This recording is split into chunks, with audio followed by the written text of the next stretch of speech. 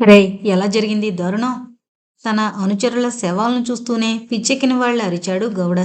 కానీ గౌడకెంత తెలుసో అప్పుడు అక్కడున్నవారికి అంతే తెలుసు. ఇప్పుడు గౌడ అనుమానాలన్నీ భుజంగరావు మీదకు వెళ్ళాయి. వెంటనే ఆవేశంతో కంపించిపోయాడు. శరభయ్య! పిలిచాడు గౌడ. అయ్యా! చేతులు నలుపుకుంటూ రెండడుగులు ముందుకు వేశాడు శరభయ్య. మన మీద అప్పుడే ఈ భుజంగరావు తన శక్తియుక్తుల్ని చూపెట్టడం మొదలెట్టినట్లయింది. ముందు ఈ శవాలను తొలగించు. 2 రోజుల్లాగా ఇంతకంటే దారుణమైన దెబ్బ తినాలి ఆ భుజంగరావు. అర్థమైందా? అర్థమైంది దొరా. ఉదయం 10 గంటలయింది. పోలీస్ కమిషనర్ ఇంట్లో ఫోన్ మోగింది. Commissioner speaking. సార్, నేను చెప్పే విషయాలు జాగ్రత్తగా గుర్తుపెట్టుకోండి. ఏఏఎక్స్ 4774 అనే లారీ ఒకటి హైదరాబాద్ వస్తుంది. ఆ లారీని సిటీ అవుట్స్కట్స్లోనే రైడ్ చేయండి. ఎంతో విలువైన వ్యవహారం బయటపడుతుంది. హలో, ఎవరు నువ్వు? నా పేరు చతుర్నేత్ర. మిస్టర్ శర్మ, ఎందుకలా ఉన్నారు? దీర్ఘాలోచనలతో సతమతమవుతున్న శర్మను ఉద్దేశించి అడిగింది విజయ. విజయ, నీతో కొన్ని విషయాలు చెప్పాలి, కానీ ఎలా మొదలు పెట్టాలో అర్థం కావడం లేదు. మీరు ఎలాంటి విషయమైనా నాతో ధైర్యంగా సంప్రదించొచ్చు. నా తండ్రి చావుతో సున్నితమైన నా హృదయం గాయపడిందే కానీ పిరికితనంగా మాత్రం మారలేదు. విజయ, నా విషయంలో నీ అభిప్రాయం ఏమిటి? అలా సూటిగా అతను అడిగేసరికి 2 క్షణాల పాటు ఏమీ మాట్లాడలేకపోయింది విజయ. ఏ విషయంలో నా అభిప్రాయం కావాలి? వ్యక్తిగతమైన అభిప్రాయాన్ని అడిగాను విజయ. ఏం? ఎందుకలా అడిగారు? విజయ, నా గురించి నీకు తెలిసిన వివరాలు చాలా తక్కువ. అయినా నా వ్యక్తిత్వం మీద సంపూర్ణ విశ్వాసం ఉంచావు. ఇప్పుడు మనిద్దరం ఈ బంగ్లాలో కలిసి ఉండడం మంచిది కాదు. ఏమంటావ్? అంటే మీ మీద మీకే నమ్మకం లేదా? నా మీద నమ్మకం లేక కాదు, ఉన్న నమ్మకాన్ని దిగజార్చుకున్న నీ అందానికి భయపడి మాటలు ఆపి నవ్వాడు. ఆ పొగడతలకు లోలోన పొంగిపోయింది విజయ. చూడు శర్మ, నిన్ను మనస్ఫూర్తిగా నేను ప్రేమిస్తున్నాను. మనం వెంటనే వివాహం చేసుకుందాం. అప్పుడిక సమస్య అంటూ ఉండదుగా. విజయ, అభిమానించడం వేరు, ఆరాధించడం వేరు, ప్రేమించడం వేరు, వివాహం చేసుకోవడం వేరు. ఇవన్నీ ఒకదానికొకటి సంబంధం లేని భావోద్రేకాలు. వివాహ బంధంతో మనం ఏకం కావచ్చు, కానీ ముందు ముందు నిన్ను బాధ పెట్టినట్లవుతుంది. తొందరపడి ఎప్పుడో నిర్ణయాలు తీసుకోకూడదు. అంటే నన్ను వివాహం చేసుకోవడం మీకు ఇష్టం లేదా? నేను ఆ మాట అనలేదు, తొందరపడద్దని అంటున్నాను. మీ ఇష్టం అంటూ లేచి బరువెక్కిన హృదయంతో ఇంటి లోపలికి నడిచింది విజయ. పావుగంటైనా విజయ రాలేదు బయటికి. కొంత సమయం తర్వాత విజయ తల వెంట్రుకలు విరబోసుకుని దైన్యం నిండిన ముఖంతో హాల్లోకొచ్చింది. విజయ, నా మాటలు నిన్ను బాధించినట్లున్నాయి. శర్మగారు, బాధపడ్డమెందుకు? మీ అభిప్రాయాలు, నిర్ణయాలు మీవి. నా అభిప్రాయం, నిర్ణయం మీకు రుచించకపోవడంలో మీ తప్పేమీ లేదు. ఏదో బలమైన కారణం లేకుండా మీరు అలాంటి మాటలు అనరని నాకు తెలుసు.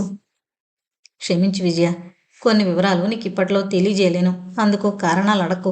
మనం మంచి ఫ్రెండ్స్గా మిగిలిపోదాం. నా చేయూత నీకెప్పుడు ఉంటుంది. వస్తాను విజయ అంటూ బంగ్లాలోంచి వెలుపలికి నడిచాడు శర్మ. అదే టైంలో భుజంగరావు అనుచరులు ఆ ఏరియా వైపు వచ్చారు. అందరి దగ్గర ఆయుధాలున్నాయి. ప్రస్తుతం వారు వెతుకుతోంది శర్మ కోసం. ఇప్పుడు పోలీసులు రైడ్ చేయబోతోన్న లారీ భుజంగరావుది. లారీ అతంది కాదు, అందులో వచ్చే లోడు అతందే. అందరూ చీకటి చాటుకు తప్పుకోండి. Be alert. అందర్నీ హెచ్చరించాడు. అవినీతి అంటే ఏమాత్రం సహించలేని ఆ సబ్ ఇన్స్పెక్టర్. సివిల్ డ్రెస్లో ఉన్న కానిస్టేబుల్స్ అందరూ వారి పక్కనే ఉన్న చెట్ల చాటుకు తప్పుకున్నారు. వారందరి దగ్గర ఆయుధాలున్నాయి. అవి ఏ నిమిషంలో అయినా నిప్పులు కక్కేందుకు సిద్ధంగా ఉన్నాయి. అక్కడ రోడ్డు టర్ను తిరుగుతుంది, పైగా చీకటి. ఇంతలో దూరం నుండి ముందుకు దూసుకొస్తోన్న హెడ్లైట్స్ కాంతి స్పష్టంగా కనిపించింది వారికి. వెంటనే ఎస్ఐ, మరో వ్యక్తి రోడ్డు మీదకు వెళ్లారు. ఎవరైనా చూస్తున్నప్పటికీ వారిని పోలీసులని అనుమానించరు. ఎవరో బస్సు ప్రయాణికులని భావిస్తారంతే. వారి వేషాలు అలా ఉన్నాయి. తమకు కావలసిన లారీ అదే. ఎవరు మీరు? ఏం కావాలి? లారీ డ్రైవర్ విసుగ్గా అన్నాడు. అప్పటికా పోలీసులు లారీ దగ్గరగా వచ్చేశారు. జవాబివ్వకుండా ఎస్ఐ అప్పుడు కదిలాడు వేగంగా. అతని కుడి చెయ్యి చాలా వేగంగా పైకి లేచింది. పట్టమని లారీ డ్రైవర్ ముఖం అదిరిపోయేలా కొట్టాడు. డోరు తెరచి డ్రైవర్ని, అతని పక్కనున్న ఇద్దరినీ లాగాడు వెలుపలికి. వీళ్ళని తీసుకెళ్లి జీప్లో పడేయండి అంటూ క్యాబిన్ మీదుగా లారీ పైకి ఎక్కాడు ఎస్ఐ. చకచక టర్పులిన్ తాళ్లను కట్ చేసి టార్చ్ లైట్ వెలిగించాడు. ఆ వెలుగులో కనిపించిన దృశ్యం అతన్ని దిగ్భ్రాంతికి గురిచేసింది. సారా నిషేధం తర్వాత యువత అంతా పెడతో పడుతున్న దానికి కారణమైన గంజాయి నీటిగా ప్యాక్ చేయబడింది. పట్టరాని కోపంతో మండిపడ్డాడు ఎస్ఐ. లారీ డ్రైవ్ చేయి, హెడ్ కానిస్టేబుల్తో చెప్పాడు. భుజంగరావు మనుషులు కదలడానికి అవకాశం లేకుండా బంధించబడ్డారు. ఆ 2 వాహనాలు సిటీ వైపు వెళుతున్నాయి. అదే టైంలో జీడిమెట్ల ప్రాంతంలోని ప్రైవేటు గెస్ట్ హౌస్లన్నీ special task force agents search చేస్తున్నారు. విదేశాల నుంచి వచ్చిన గెస్టులు నిషా మీద మంచి నిద్రలో ఉన్నారు. కానీ వారికి సెక్యూరిటీగా ఉన్న వ్యక్తి మాత్రం బంగ్లా వరండాలో చాలా జాగ్రత్తగా డ్యూటీ చేస్తున్నాడు. అతనికి ఒక విషయం అర్థమైంది. ఎవరో చాలా రహస్యంగా గెస్ట్ హౌస్లన్నీ వదిలిపెట్టకుండా చెక్ చేస్తున్నారని. వెంటనే అలర్ట్ అయ్యాడు. బంగ్లా లోపలికి సుడిగాలిలా దూసుకుపోయాడు. సార్, మీరు వెంటనే పారిపోవాలి. పోలీసులు పెద్ద ఎత్తున సెర్చ్ చేస్తున్నారు. ప్రమాదం ముంచుకొచ్చేసింది. అతని కంఠంలో ఉద్వేగం స్పష్టంగా చోటు చేసుకుంది. ఏజెంట్స్ క్షణాల్లో ప్రమాదాన్ని పసిగట్టారు. చకచక తమ బిలాంగింగ్స్ నంతటినీ సర్దుకుని బంగ్లా వెనక దారిలోంచి వెలుపలికి పరుగులు తీశారు. సార్, లోనికి రండి, క్విక్! డ్రైవింగ్ సీట్లోంచి ఎవరో అరిచారు. వెంటనే నలుగురు ఆ వెహికల్లోకి చేరుకున్నారు. పోలీసులు రిక్తహస్తాలతో వెనుతిరగాల్సొచ్చింది. ట్యాంకు బండ మీద రద్దీగా ఉంది. సాయంకాలం 6 గంటలయింది. హుస్సేన్ సాగర్ జలాలను చూస్తూ ఓ చోట నిల్చునున్నాడు శర్మ. ఇప్పుడతను ఆలోచిస్తోంది తప్పించుకుపోయిన విదేశీ గూఢచారుల గురించి. వారినింక పోలీసులు ట్రేస్ చేయలేరు. తనే స్వయంగా పూనుకోవాలి. వారిని కవర్ చేస్తున్న రాజకీయ నాయకులు అంత సులభంగా వారిని వదులుకోలేరు. శర్మ ఆలోచనలు అలా కొనసాగుతున్న సమయంలోనే ఎవరో తన సమీపంలోకొచ్చి నిల్చున్నట్టు అలికిడైంది. చివాలన తల తిప్పి చూశాడు. మౌనంగా నిల్చునుంది విజయ. 2 అడుగులు అటువైపుగా నడిచాడు. విజయ, నువ్విలా వచ్చావు, ఏం జరిగింది? ఏం జరగలేదు. మిమ్మల్ని చూడాలనిపించింది. ఎక్కడెక్కడో వెతికాను. పద వెళదాం, నిన్ను ఇంటి దగ్గర దిగబెడతాను. ఆ మాటలు వింటూనే ఉక్రోషంగా చూసింది విజయ. నేను ఒంటరిగా వెళ్ళగలను. మళ్ళీ మీకెందుకు శ్రమ? విజయ్ మాటల్లో నిష్ఠూరత తొంగి చూసింది. ఆ విషయాన్ని శర్మ గ్రహించాడు. అతనికి ఒక విషయం స్పష్టంగా అర్థమైంది. తనను విజయ ప్రాణం కంటే మిన్నగా ప్రేమిస్తోందని గ్రహించిన శర్మ 2 క్షణాలు ఆలోచించాడు. విజయ, నీ అంతరంగంలో ఏముందో గ్రహించలేని మూర్ఖుణ్ణి కాదు. కానీ ప్రస్తుత పరిస్థితుల్లో నేను నీ వెంటుండడం అంటే నువ్వు కూడా ప్రమాదంలో చిక్కుపడ్డట్టే. నీపైన నాకు ప్రేమ లేక కాదు. క్షమించు విజయ, నిన్ను బాధపెట్టినట్లున్నాను. కానీ తప్పదు. నా జీవితం నా చేతిలో లేదు. నా జీవన గమనంలో ఎన్నో ఒడిదుడుకుల్ని ఎదుర్కోవలసి ఉంది. నా గురించి నువ్వు కష్టాల పాలు కావడం నాకిష్టం లేదు.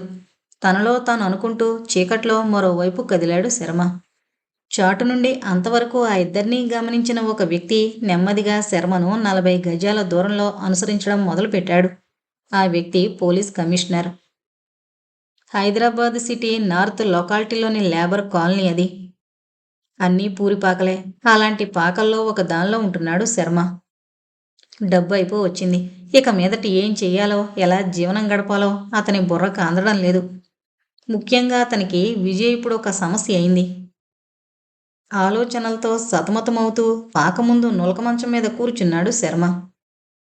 రాత్రి 10 గంటలయింది టైం. నిశ్శబ్దంగా ఉంది ఆ ప్రాంతం అంతా. శర్మకు నిద్ర రావడం లేదు. ఆలోచిస్తున్నాడతను. అది చాలా తీవ్రంగా. అప్పుడైంది అడుగుల శబ్దం పాక ముందు. ఆలోచనల్లో మునుగున్న శర్మ ఉలిక్కిపడి పైకి లేచాడు.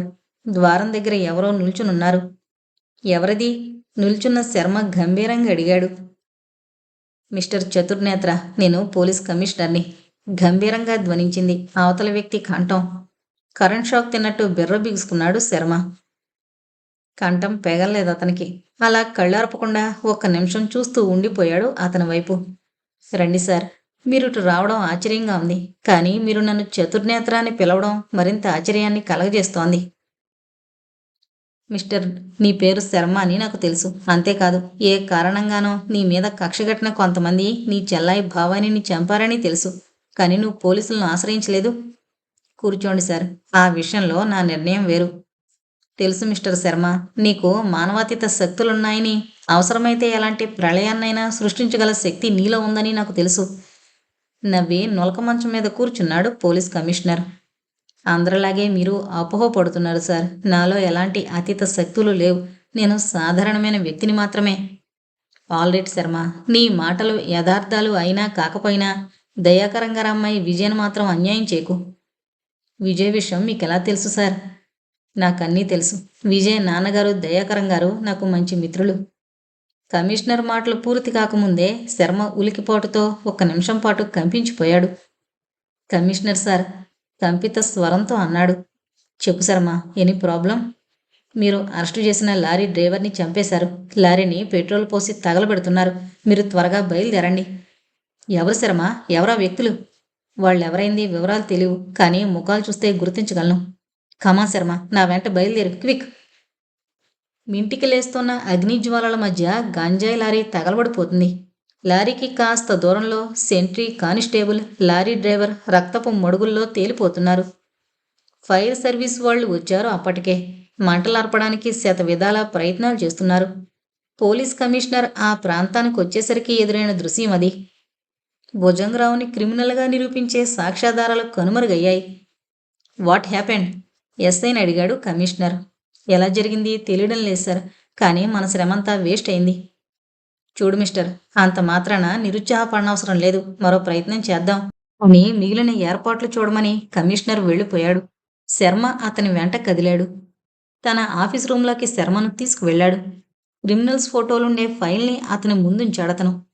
శర్మ, ఇందులో కొంతమంది నేరస్తుల ఫోటోలున్నాయి. నువ్వు గుర్తుపట్టగలవేమో ఆలోచించు. శర్మ తాపీగా ఒక్కో పేజీ తిప్పి చూడడం మొదలుపెట్టాడు. ఈ నలుగురే సార్, వీరే నే చెప్పింది. వాళ్ళు సిటీలోనే ఎన్నో నేరాలు చేసి రాజకీయ నాయకుల అండదండలతో తప్పించుకుని తిరుగుతున్న నర్రూప రాక్షసులు. వీరంతా పాత బస్తీలో ఉండే అకార తనుచరులు. వివరాలు తెలిసాయి శర్మకు. తన చెల్లి చావుకు, దయాకరం మరణానికి కారకులైంది వారే. ఇక నేను వస్తానండి. అతని ముఖంలో ఎలాంటి భావం లేదు. పోలీస్ కమిషనర్ అరక్షణం పాటు శర్మ ముఖంలోకి సూటిగా చూశాడు. మిస్టర్ శర్మ, నాకు అనుమానం. ఏంటి సార్?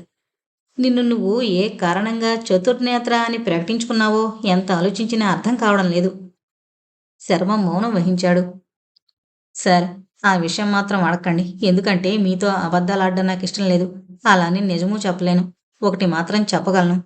కొన్ని విధిలేని పరిస్థితుల్లో నేను అలా మారిపోవలసి వచ్చింది. ఆ పరిస్థితులు ఎలాంటివైంది మీకు చెప్పినా మీరు నమ్మరు అంటూనే వెలుపలికి నడిచాడు శర్మ. ఉన్నట్టుండి శర్మ ఆలోచనలు విజయ్ మీదకి వెళ్ళాయి. తక్షణం ఆమెను చూడాలని అనుకున్నాడు. ఎందుకు అతనికి అలా అనిపించిందో ఎంత ఆలోచించినా అర్థం కావడం లేదు ఆ క్షణంలో. చూడు విజయమ్మ, నా సలహా పాటించు. నీకు అన్ని విధాల మేలు జరుగుతుంది.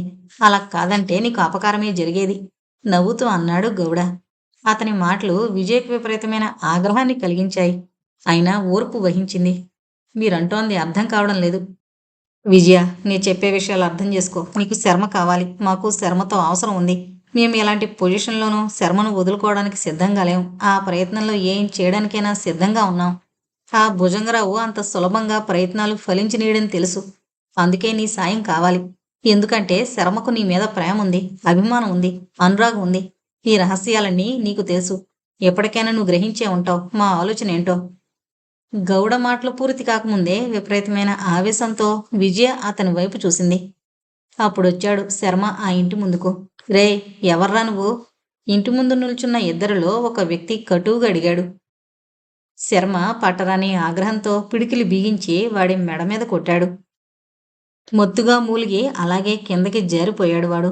వెంటనే రెండోవాడు ముందుకు దూకాడు ఆయుధంతో సహా. శర్మ వాడి వైపు కోపంగా చూశాడు.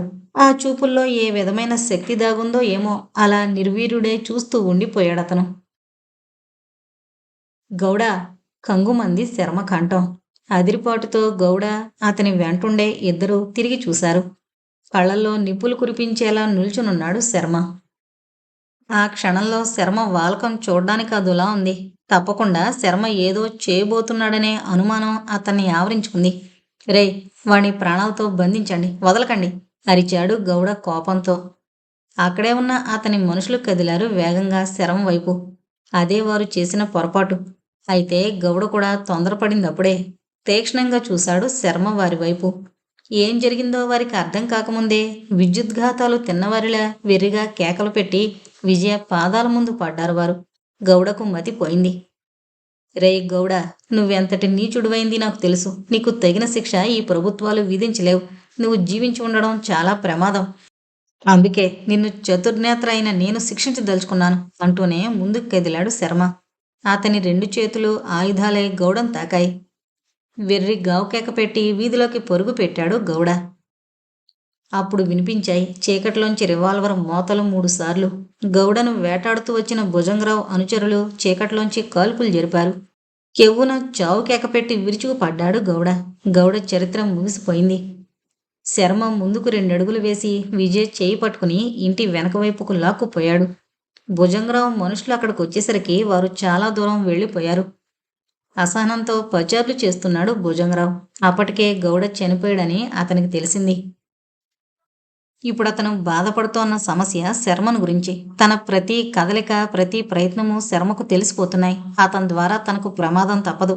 సాధ్యమైనంత తొందరగా అతన్ని ఫినిష్ చేయడమో లేక లొంగ తీసుకోవడమో ఏదో ఒకటి జరగాలి. అదే ఆలోచిస్తున్నాడు భుజంగరావు. ఇంతకీ ఆ శర్మ విజయ ఏమైంది తెలియలేదా? ఎదురుగా ఉన్న తన అనుచరుల వంక చూస్తూ అడిగాడు భుజంగరావు. లేదు సార్, ఇల్లంతా ఖాళీగా ఉంది. అంటే ఆ ఇద్దరు పారిపోయి ఉండాలి. వెళ్ళండి, సిటీ అంతా వెతకండి. ఎక్కడ ఎదురైనా చంపేయండి. ఉరుములాంటి స్వరంతో ఆజ్ఞలు జారీ చేశాడు భుజంగరావు. ఫోన్ దగ్గరికి నడిచిన భుజంగరావు 2 ఫోన్ కాల్స్ చేశాడు. ఇప్పుడు అతని ధ్యేయం ఒకటే, ఏ విధంగానైనా శర్మను ఫినిష్ చేయాలి. అలాంటి వ్యక్తి జీవించున్నంత వరకు తనలాంటి వారు మనుగడ సాగించడం కష్టం. కాలింగ్ బెల్ మోగుతూ ఉండడంతో ఉలికిపాటుగా నిద్రలోంచి బయటపడ్డాడు పోలీస్ కమిషనర్. డోరు ఓపెన్ చేశాడు. బయట గన్తో గార్డు నిల్చునున్నాడు. సార్, మిమ్మల్ని అర్జెంటుగా కలుసుకోవాలని ఎదురొచ్చారు. బయట విజిటర్స్ హాల్లో ఉన్నారు. అక్కడున్న శర్మను విజయను చూడగానే అదిరిపడ్డాడు కమిషనర్. కించిత్ ఆశ్చర్యం కూడా కలిగింది. కమిన్, లోనికి దారి తీస్తూ అన్నాడు కమిషనర్. చెప్పండి, ఎందుకిలా వచ్చారు? సార్, మీకు రహస్యం చెప్పాలి. ఏంటది? భుజంగరావు విషయం. అతని విషయం ఏంటి? కొన్ని అనర్థాలకు మూలం అతనే. అంతేకాదు, విదేశీ గూఢచారులను భారతదేశం రప్పిస్తున్న వ్యక్తి కూడా అతనే. అతన్ని కంట్రోల్ చేయకపోతే చాలా అనర్థాలు జరిగిపోయే ప్రమాదం ఉంది. చూడు శర్మ, నీలో ఉన్న అతీంద్రియ శక్తి ఎలాంటిదో నాకు అనవసరం. కానీ చాలా విషయాలు యథార్థాలే అయ్యాయి. విజయ, నువ్వు ప్రమాదంలోనే ఉన్నారు. ఎందుకైనా మంచిది, మీ జాగ్రత్తలో మీరుండక తప్పదు. భుజంగరావు వ్యవహారం నేను చూసుకోగలను. ఇక మీరు వెళ్ళండి. కమిషనర్ ఆఫీసులోంచి వెలుపలకొచ్చిన ఇద్దరు రోడ్డు మీదకి రావడం, ఏదో వెహికల్ వేగంగా దూసుకురావడం అంతా క్షణాల్లో జరిగిపోయింది. కీచుమనే శబ్దంతో ఇద్దరికీ సమీపంలోనే ఆగింది వెహికల్. లిఫ్ట్ కావాలా సార్? డ్రైవింగ్ సీట్లో ఉన్న వ్యక్తి అడిగాడు. జవాబివ్వలేదు శర్మ. విజయ్ ఎందుకో కంగారు పడుతోంది. వారి వాలకాలు ఏమాత్రం నచ్చడం లేదు విజయ్కు. అందుకే అదోలా చూస్తూ ఉండిపోయింది. ఆగిన వాహనంలోంచి 6 దిగారు కిందకి. యారా, మర్యాదగా పలకరిస్తే జవాబివ్వడం తెలీదా? వారందరూ భుజంగరావు ఫోన్ చేసి పంపిన వ్యక్తులు. మాకు లిఫ్ట్ అవసరం లేదు, కంఠం పెగిల్చుకుని అన్నాడు శర్మ. అప్పటికే వారు ఎలాంటి వారైంది గ్రహించేశాడు శర్మ. పారిపో శర్మ, చతుర్నేత్ర వేషాలేవి ఇక్కడ ఈ క్షణంలో ప్రదర్శించకు, అతని అంతరాత్మ హెచ్చరించింది. వెంటనే విజయ్ చేయి పట్టుకుని శర్మ ముందుకు పరుగులు పెట్టాడు. రే, పట్టుకోండి, పారిపోతున్నారు వాళ్ళు, వదిలిపెట్టకండి. వెంటనే అతను తప్ప మిగిలిన వారు పరుగులు పెట్టారు విజయను, శర్మను పట్టుకోవడానికి. శర్మ, నేను నీ అంత వేగంగా పరుగులు తీయలేను, వగర్పుతో అంది విజయ. అయినా శర్మ ఆగడం లేదు. ఒక్క క్షణం తర్వాత విజయనెత్తి భుజం మీదుంచుకుని పరుగులు పెట్టడం మొదలు పెట్టాడు. ఆ వీధి మలుపు వరకు పరుగులు పెట్టిన శర్మ ఒక పాడుబడిన ఇంటి ఆవరణలోకి దూరాడు విజయ్తో కలిసి. శర్మ ఆ ఇంటి ఆవరణలోకి వెళ్లిన విషయాన్ని వెనక నుండి వస్తున్న వారెవరూ గమనించలేదు. ఆవరణ దాటి లోనికి అడుగు పెట్టాడు శర్మ. భుజంగరావు మనుషులు గుడ్డిగా ముందుకు వెళ్ళిపోయారు. శర్మ, ఎందుకు ఎవరెవరో మనల్ని వెంటాడుతున్నారు? కంపిత స్వరంతో అడిగింది. ఆ క్షణాల్లో శర్మ అంతరంగం అంతా కొత్త ఆలోచనలతో నిండిపోయింది. విజయకు జవాబు చెప్పగలిగే ఓర్పు అప్పుడు శర్మకు లేదు. ఇప్పుడు అతను ఆలోచిస్తోందొకటే, విజయను అనుక్షణం కాపాడుకుంటూ తనను తాను ఎలా కాపాడుకోవాలి? అందుకు మార్గం ఏమిటి? శర్మ ఆలోచనలు ఆ విధంగా కొనసాగుతున్నంతలోనే విజయ అతని దగ్గరగా జరిగింది. ఎవరో ఉన్నట్టుండి అతని చెవిలో ఏదో మంత్రం ఉపదేశించిన విధంగా గాల్లో ఏదో వినిపించింది. అంతే, కొరడావేటు తిన్నవాడిలా ఉలిక్కిపడి విజయ్ నుంచి దూరంగా జరిగాడు. విజయ, రిలాక్స్ ఫస్ట్, లెటస్ గో. వెలుపలికి దారి తీస్తూ అన్నాడు. విజయ్ కూడా వాస్తవంలోకి వచ్చింది. అదే టైంలో కమిషనర్ కొంతమంది పోలీసులతో శర్మ చెప్పిన వివరాల ప్రకారం భుజంగరావు స్థావరాలన్నిటి మీద రేడింగ్ చేయడానికి బయలుదేరాడు. కిర్ కిర్ చెవులు చిల్లులు పడేలా ఫోన్ మోగడంతో విస్కీ తాగుతున్న భుజంగరావు ఉలిక్కిపడి ఫోన్ అందుకున్నాడు. హలో భుజంగరావు, నువ్వేనా? రేయ్, ఎవర్రా నువ్వు? అరిచాడు భుజంగరావు కోపంగా. అనవసరంగా అరవక్ మిస్టర్ భుజంగరావు. నా పేరు వింటే నీకు వణుకు పుడుతుంది. అయినా చెప్తాను. చతురు నేత్ర, నీ పాపాలు పండే టైం దగ్గర పడింది. నువ్వు ఏ విధంగానూ తప్పించుకోలేవు అంటూ రెండో వైపు నుండి శర్మ ఫోన్ పెట్టేశాడు. తాగిన విస్కీ నిషా దిగిపోయింది భుజంగరావుకి. వెంటనే తన ముఖ్య అనుచరులందరినీ పిలిచాడు. రేయ్, ఆ శర్మ విజయలు ఎక్కడ కనిపించినా కాల్చి చంపండి. వెంటనే వెళ్ళండి. భుజంగరావు ఆవేశం అవధులు దాటుతున్న తరుణంలోనే అతని రహస్య కేంద్రాలన్నీ రైడింగ్ చేయబడ్డాయి. పోలీసుల రాకతో విదేశీ గూఢచారులు సూసైడ్ చేసుకున్నారు.